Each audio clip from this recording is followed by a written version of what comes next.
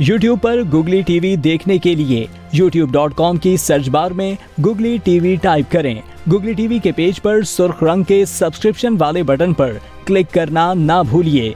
YouTube पर upload होने वाली वीडियो से बाखबर रहने के लिए बेल आइकॉन पर क्लिक कीजिए। आपको हर नई आने वाली वीडियो के बारे में नोटिफिकेशन मौसूल हो जाएगा।